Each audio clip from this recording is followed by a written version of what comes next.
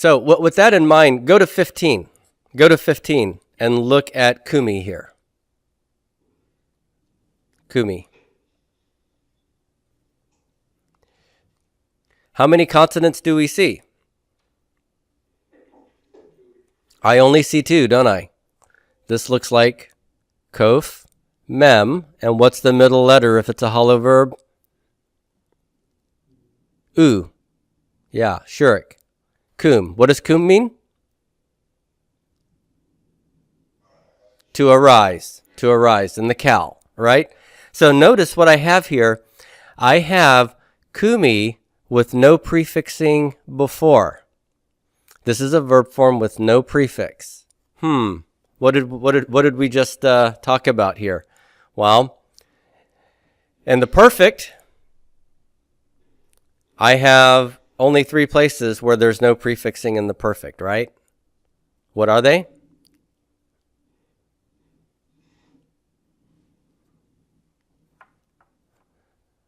Which stems in the perfect have no prefixes? Cal, P, and Pu. That's right. The imperative also has no prefixing. No nutty prefixes anyway. But also no stem prefixes in the cal and the PL, right? We don't put the pual there because the pual just doesn't have any imperatives anyway. So, I mean, technically, if there were such a thing as a pual imperative, it wouldn't have any prefixes either. Okay? Now, this looks like a hollow verb, so can I eliminate the PL and pual options here? Yes, I can, right? Because hollows don't occur in true PL formations. So this is either a cal perfect or a cal imperative, and what's left for me to do is to look at 2 things. I have a personal ending here, the Keurig Yod, and I have a shurik in the middle. Which one of those can occur, which one of these can these 2 things occur in, the perfect or the imperative? Only in the imperative. Remember, a cal perfect hollow verb will never show the middle vav. Its vowel will be a class. Kam, kama, kamta, kamt, kamti. Okay? So it's truly hollow in the sense that you don't see that middle vav or middle yod at all in the cal perfect there. Okay, so can't be the cal perfect. And the Keurig Yod is not ever a cal perfect personal ending anyway, is it? Do we have any cal perfect personal endings with Keurig Yod at the end? Nope, we don't. Do we have any imperative endings with a Keurig Yod at the end? Yes, the 2FS is the imperative personal ending with Keurig Yod. Okay, so, go ahead. Is there anything other than the stress on the kof to tell you that it's not an infinitive construct with a 1CS pronominal suffix? Okay, yes, good question. The stress matters here. That's right. So let me make one comment about this verb form, and then I'll talk about that infinitive problem. This is kumi. Kumi. How many of you have seen that word in your English Bible, not in the Old Testament, but in the New Testament? Kumi. Yeah, I think I heard Talitha Kumi, right? You seen that? This is little girl, get up, right? It's a command to get up. This is a command. This Hebrew form, kumi, is telling a woman or a female person, singular female, to stand up or get up or arise. Okay? So maybe that'll help you, kumi. Now, the question was the accent mark, because not only is kum and kumi the imperative, but the infinitive construct of kum is kum. And if I wanted to add a pronominal suffix to the infinitive construct, and I can, I could add like a Keurig Yod here to say my act of getting up. My mem would have to go to the non-final form, so it can't be the boxy form, so I'll just round it here. But the accent on infinitives, when you add the pronominal suffix, the accent is always going to shift toward the pronominal suffix. So it would be kumi, kumi. And that would be the cal infinitive construct with a 1CS pronoun. Okay? So good question. My standing up. My arising. I have a question on number 4. All right. Very good. So we have number 4 here. Let's say the word, everybody. Ready? Shavti. Shavti. So, what is familiar about this verb? Is there anything on the front or on the back that is identifiable that we might be able to strip away and say, okay, I at least know what that is? So there's a suffix here. Is it just Kirik Yod or is it Tav Kirik Yod? It's the Tav Kirik Yod here. So I do have a T ending. When I see T, I say sugar and milk. Now when I see T, what am I thinking? That's got to be, in the perfect, okay? Perfect 1CS. I do recommend that you have your principal parts page where on the back I think we printed the inflectional boxes for all of the suffixes and prefixes that indicate person, gender, number. So if you look at the perfect, obviously you're going to see T is 1CS. So whatever this means, we know it's going to be I blanked, right? I blanked. Sounds like what we would do on a Hebrew test. I blanked. But what am I left with then? I'm left with how many consonants over here? Just 2. Just 2. And so I'm going to want to ask myself, is it possible that this is a hollow verb that has a middle vav or a middle yod for the lexical form? And you go to your list of words in the vocab list, and what do we have? We have shuv, right? That's one of our vocab words, shuv.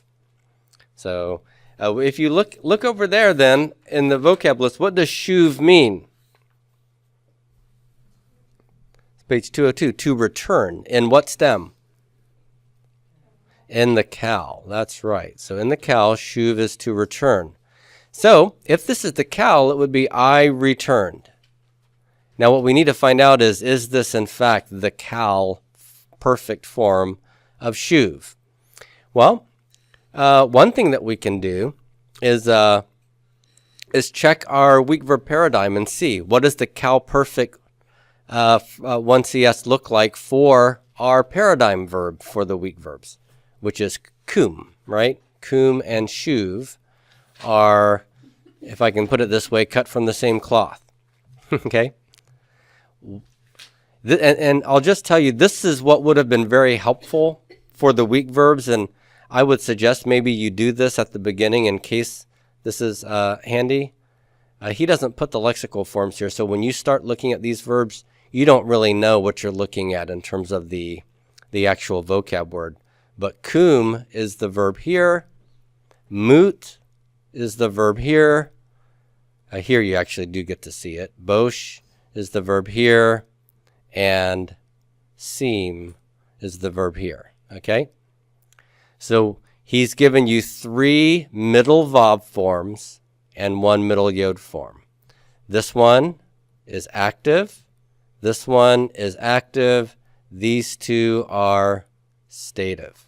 Okay? So he doesn't tell you that in this little chart, but that's the way it's laid out. Okay, so shuv means to return. So shuv is not stative. Shuv is not shev. Shuv follows kum. Okay? It's just kum with a sheen and a bet where the kof and the mem are. So what we want to do is look at the cal perfect, 1CS, and here it is. Kamti. Just put sheen bet here. Okay? And do you have all the same things in your exercise? Yes. Kamti. And for the homework, it's shavti. Same accent mark as well, right? Shavti kamti. So yes, this is indeed the CalPerfect 1CS. Okay? Now, it could have been some other stems perfect, and in that case, you might want to just glance over at the Nifal perfect, the Hifal perfect, and Hofal perfect for the 1CS and see, what do those look like? Well, they would have the T ending for sure, right? Because 1CS perfects always have T. But there's different prefixes before the first root letter in the Nifal, Hifal, and Hofal. You see those? The Nifal has a noon prefix, and then root 1. Hifal and Hofal have hey prefixes, and then root 1. So we don't have any of that in Shavti. So there you go.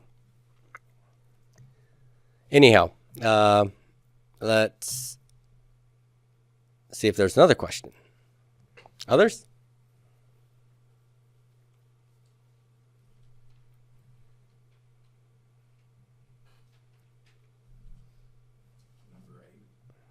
All right.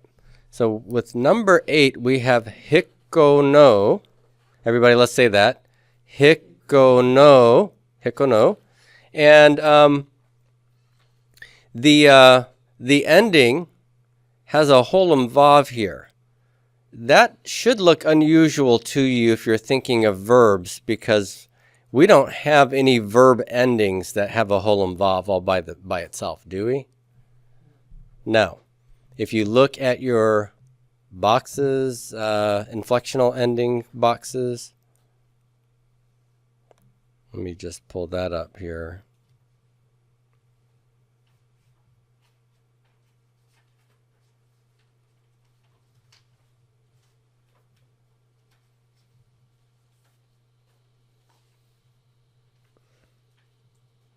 Trying to remember where I saved that. Here we go.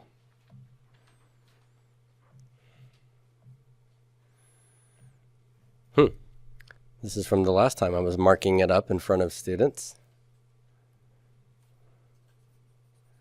But notice that among all the perfect personal endings, there's no holum vav there. And among all the imperfects, we have lots of prefixes, but no holum vavs over here, no holum vavs over here. And among the imperatives and participles, there ain't no holum vavs. Okay? So we are holum vavless, which means that this holum vav that we're seeing in our exercise question cannot be an actual personal ending. So it must be something else. What might it be? A pronoun. Yes, this might be a pronoun, suffixed. So, which pronoun is holum vav? That's right, that's a 3ms pronominal suffix. So for all intents and purposes, the real verb here is hikon, okay? So just sort of strip that away, and let's just focus on this. Now I have, how many consonants are here, real consonants? 3. Hey, kaf, noon, right? So I might want to think, oh, well, maybe this is root 1, root 2, root 3. That would be possible to think, but what is this verb chapter called? Hollow verbs. And hollow verbs are characterized by how many root letters? 2. And so it might be the case that Dr. Marshall and Dr. Ross want me to consider kaf and noon to be my consonants, and hey might be a prefix. And if I have a prefix hey, what are my possibilities for that? Yeah, hifil, hofal, or nifal. Okay? So kaf noon, if this is hollow, it's going to be kun or keen. It'll be shurik here or kirik yod. And you'll just need to now look at your vocab list. Which one of those shows up as a vocab word?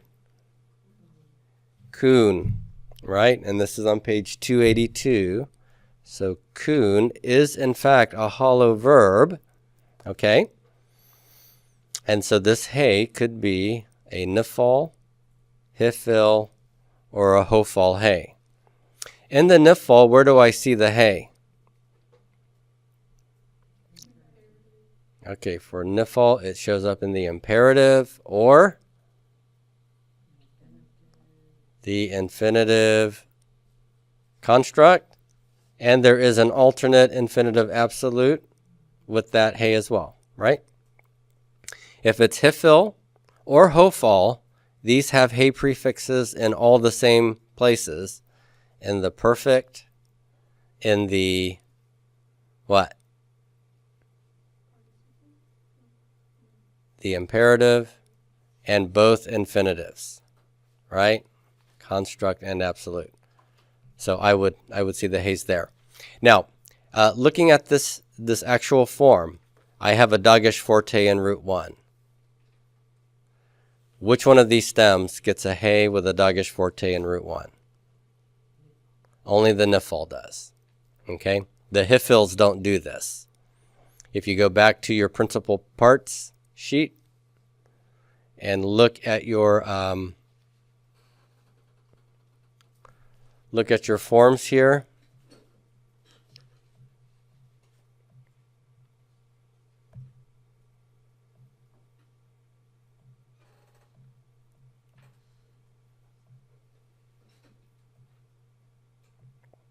Here is the nifal's hey with a kirik under it, and in root 1, you see that doubling dot? Okay, that's good. If you go to the hifil and the hofal's heys, there's never a dagesh forte in the root 1 of your hifil and hofal hey forms. Okay, so they never put doubling dots there.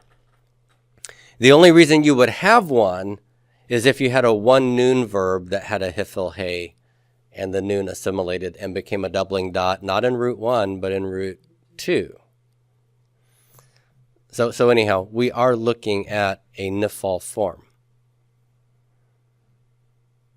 Okay, so with that hey, kirik, doubling dot, root 1, that is a nifal form.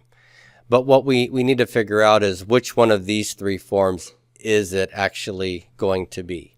And here, it's going to be useful to go back and review your weak verb paradigm and look at the nifal's form. So remember, he's giving you kum for your paradigm verb.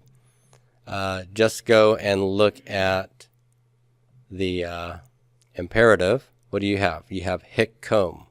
Hey, kirik, doubling dot, and the theme vowel is Holam Vav. Does that match what we see in our exercise? It does, doesn't it? So that's a possibility. Imperative to MS. There's no inflectional ending here, so it's just the to MS form. For the nifal participle, there's no doubling dot here. So, and there's no kirik there, so it couldn't be that. And then we've got hikkom. Oh, and there's no noon here, right? Hikkom and hikkom. You see how those are identical to each other, and they happen to be the same as the imperative, right? So,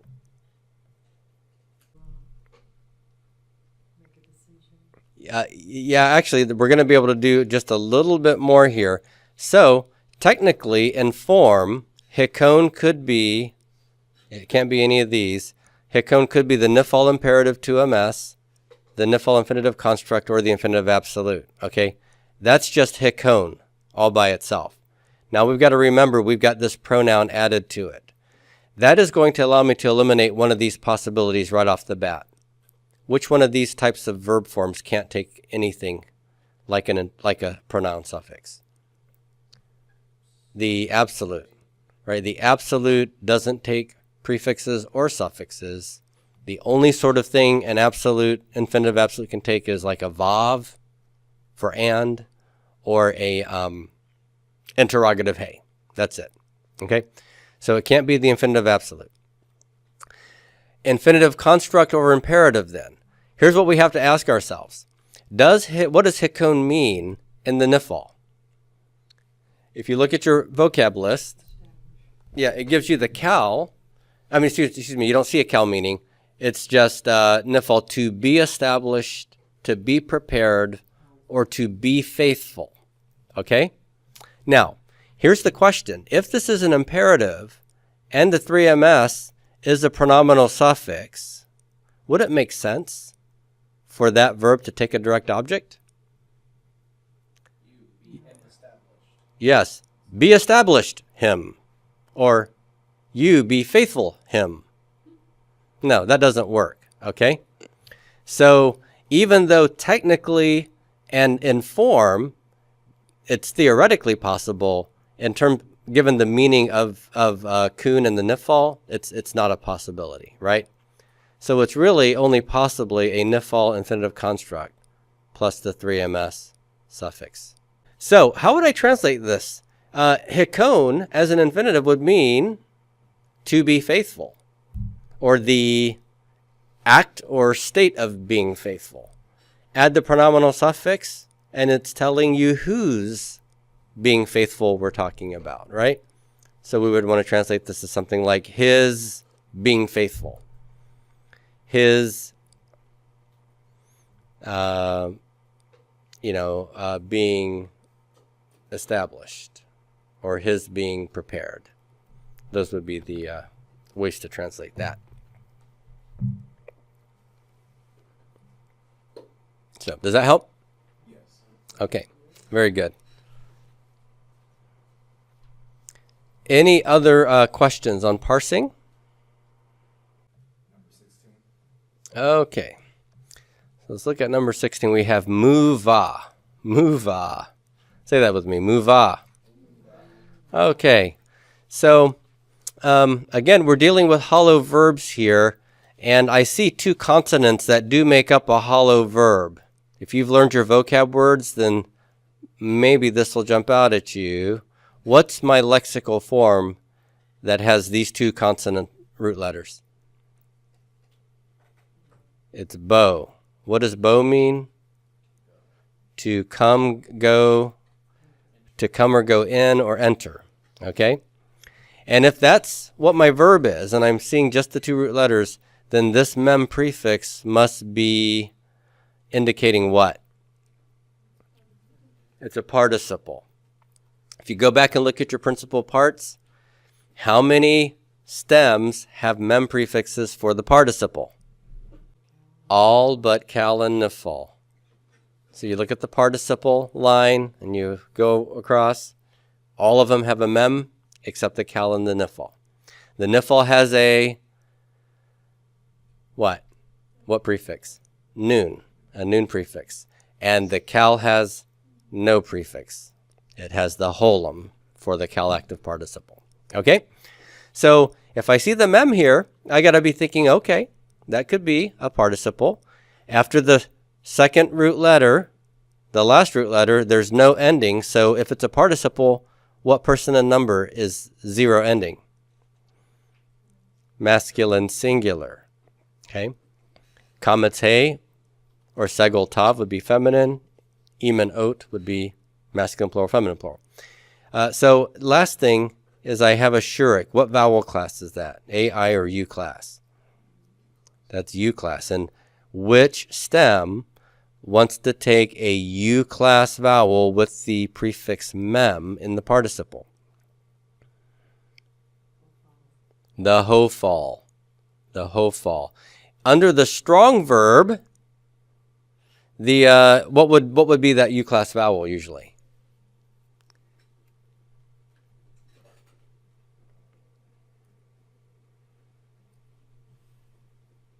Here, we'll put it up here. There's my mem prefix. What is that vowel?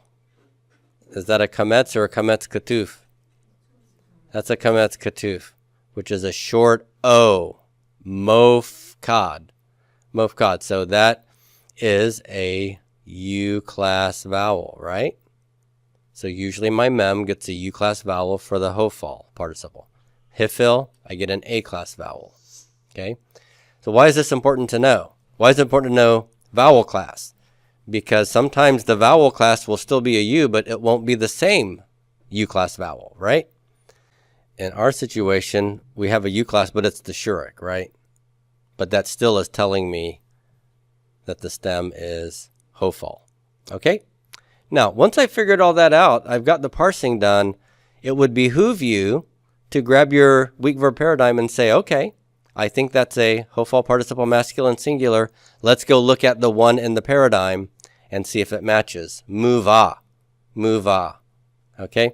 So, back to the weak verb paradigms, and we've got, where are you, weak verb? Here we go. Here's our Hofal participle right here. Mu kam. Mu kam. Just change a bet and I aleph in there. And do we have the same form? Mu kam, mu va. There we go. Same thing, right? So that's good. We've parsed it properly. Now, can we translate it? What does bo mean in the cal? Let's say to go in. To go in. In the hifil, what does it mean? To bring in. And the Hofal makes the hifil meaning passive. So this would be brought in. Okay? Now, we have no context for it. So we don't know if this would be in a sentence that would be something like he was brought in or the brought in cat or dog or rat, right? Like here's what the cat dragged in. And whatever the cat dragged in would be the brought in thing, right? The brought in rat or mouse. When you say the one brought in, you're classifying that as a participle substantive, right? Yes, yes. So a muva would be a brought in one. If I had the article ha muva, then it would be the brought in one or the brought in thing. The defiled thing. All right. Other questions?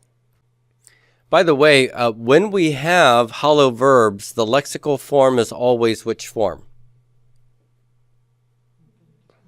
The cal infinitive construct. Exactly.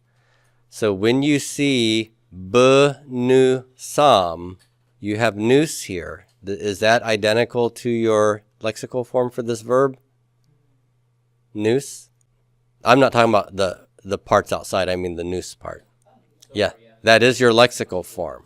Okay? And it's got the bet prefix and the am suffix. So that certainly is the life of an infinitive construct to be able to attach prepositions to it and pronouns after it, right? So this is in, their, fleeing. That is to say, when they flee. Okay. That's true for number 5 too, right? Yes. So here we have lavin. Lavin. This lamed is not part of a root letter of a verb. It's a lamed prefix. And here I just have bet and noon. And the question is, what hollow verb do I have that has those two consonants? And the answer is bean. Okay? And it happens to match this, except the dagesh is gone because of that vowel before it. So that's also the cal infinitive construct. In order to bean. What is bean? To understand or discern. So remember, the lameds often attach purpose to the infinitive. To perceive, in order to perceive.